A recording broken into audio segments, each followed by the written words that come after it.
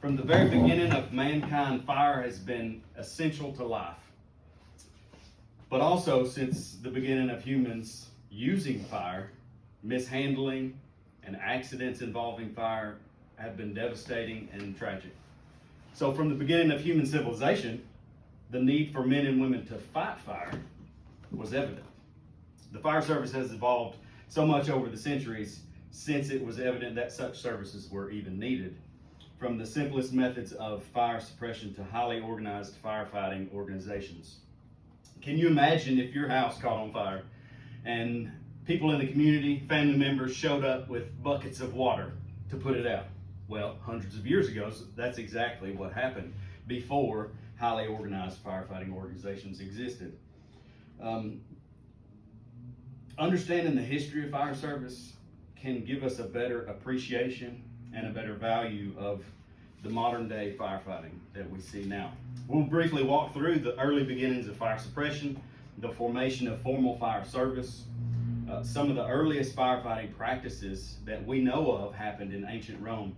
In our Jones and Bartlett firefighter skills textbook, we read of Roman Emperor Augustus Caesar in 24 BC composed a group of 600 slaves to be stationed strategically around the city to watch out for fires.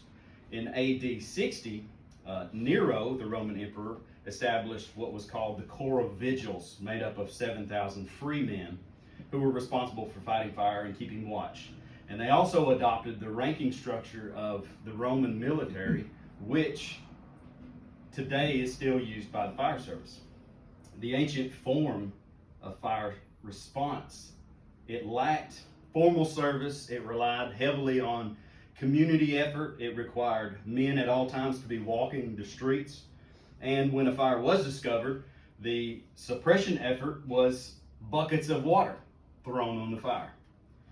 The birth of more organized fire department began in the 1600s following the Great Fire of London in 1666. A man by the name of Kieran Mulvaney, who wrote articles for the History Channel, says the Great Fire of London led to the development of fire pumps. It led to the development or the establishment of the first fire insurance company as well.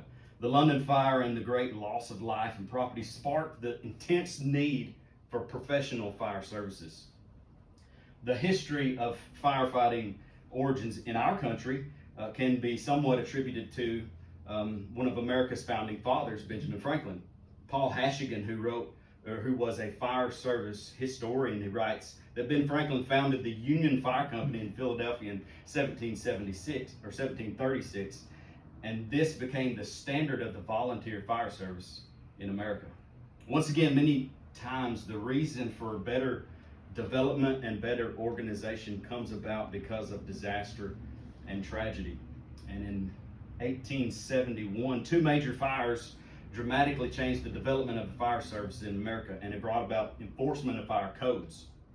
These were the Great Chicago Fire and the Peshtigo, Wisconsin Fire. After these fires, strict building codes and fire codes were enacted in America. And then in the 19th to the 20th centuries, technology and organization began rapidly advancing with the introduction of steam-powered engines and fire hydrants and alarm boxes that were placed on the streets. And then come the transition of mostly volunteer departments to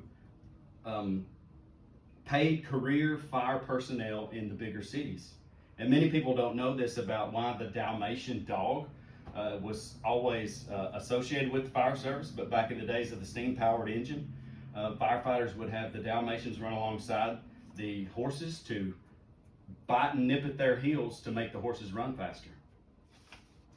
In modern fire service today, we have highly advanced equipment. We have sophisticated 2,000 gallon per minute fire pumps mounted on diesel trucks. We have self-contained breathing apparatuses, that's our air packs, which allow us to breathe clean air in fires. We have thermal imaging cameras, which allows us to see through the smoke, so to speak, to find victims, to potentially find hidden fire behind walls. Also in the modern fire service, the firefighter role has exceeded just fighting fires. Most fire departments today in America require you to have a medical license, a EMT license, a paramedic license. Fire departments respond to hazardous materials incidents, rope rescue situations, swift water response, and other technical rescue operations.